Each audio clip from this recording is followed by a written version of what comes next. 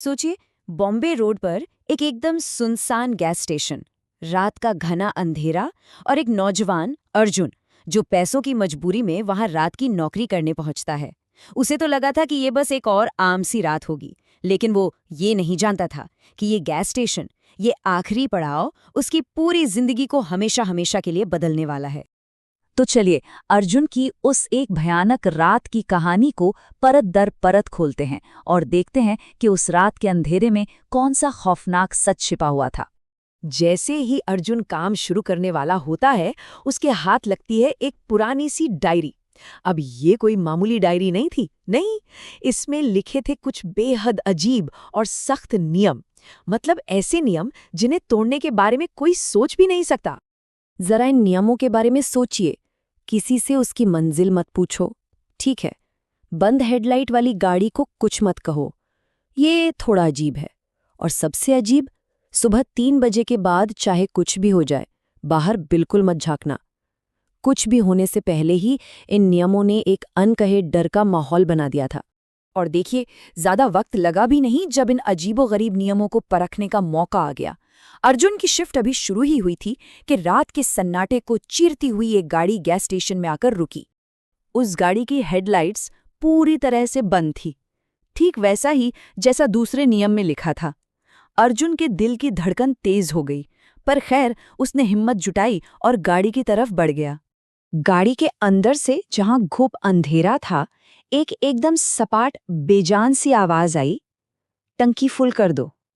उस आवाज में कोई एहसास नहीं था, जिसने वहां के माहौल को और भी ज्यादा डरावना बना दिया।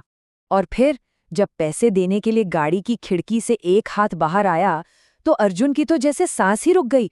वो किसी इंसान का हाथ नहीं था, वो एक कंकाल का हाथ था।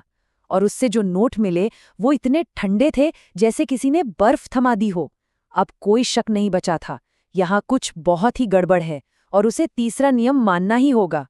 उस खौफनाक मंजर से कांपता हुआ अर्जुन जैसे तैसे ऑफिस में पहुंचा। वहां उसकी नज़र एक पुराने पीले पड़ चुके अखबार पर पड़ी, और उस अखबार की एक हेडलाइन ने उन सारे अजीब नियमों के पीछे छिपे राज से पहला पर्दा उठा दिया। अखबार में सालों पुरानी एक भयानक ट्रेजेडी के बारे में लिखा था। साल 1998 में ठीक सुबह के 3 बजे इसी बॉम्बे रोड पर एक बस और कई गाड़ियों का एक बहुत बड़ा हादसा हुआ था, जिसमें कोई भी जिंदा नहीं बचा था। सुबह के 3 बजे अब सारी कड़ियां धीरे धीरे जुड़ रही थीं। और फिर वो वक्त आ ही गया। घड़ी की सुइयों ने सुबह के 3 बजाए, हादसे का ठीक वही वक्त।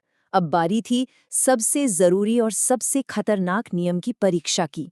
सोचिए, एक तरफ जान बचाने का नियम था और दूसरी तरफ उसकी बेचैनी।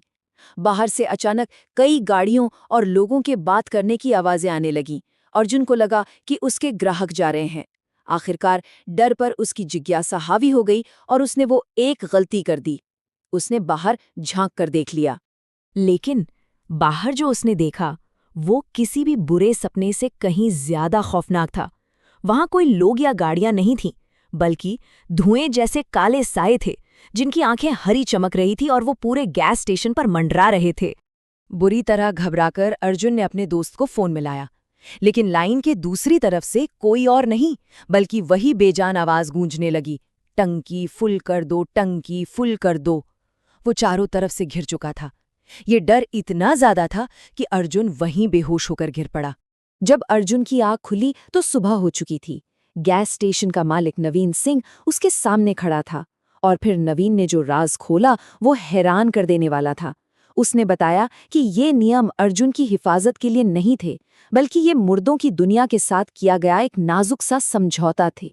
नवीन ने उसे समझाया, वो सारी आत्माएं वो उस हादसे की रात में हमेशा के लिए फंसकर रह गई हैं। हर रात वो अपना वो आखिरी सफर दोहराने आती हैं। ये नियम बस इसलिए हैं ताकि उन्हें कभी ये एहसास ना हो कि वो मर चुकी हैं। हम उनके मंजिल नहीं पूछते ताकि उन्हें याद ना आए कि उनका सफर अब कभी खत्म ही नहीं होगा। पता चला कि ये गैस स्टेशन उनकी मौत से ठीक पहले का आखिरी पड़ाव था। इसीलिए हर रात वो सभी भटकती आत्माएं यहाँ वापस आती हैं, अपने उस अधूरे सफर को पूरा करने की कोशिश में। नवीन ने अर्जुन को एक चाबी दिखाई। ये चाबी ठीक उसी जगह मिली थी जहां वो काली कार खड़ी थी। उसने बताया, ये एक तरह से शुक्रिया का इशारा है। जब तुमने बाहर झांका और उन आत्माओं को उनके असली रूप में देखा, तो अनजाने में ही सही तुमने एक आत्मा को ये सच मानने में मदद कर दी कि वो अब इस दुनिया में नहीं है, उसे मुक्ति मिल गई। अब सवाल ये उठता है कि इतनी भयानक और जानलेवा रात गुजारने के बाद कोई भी उस जगह पर दोबारा क्यों जाएगा?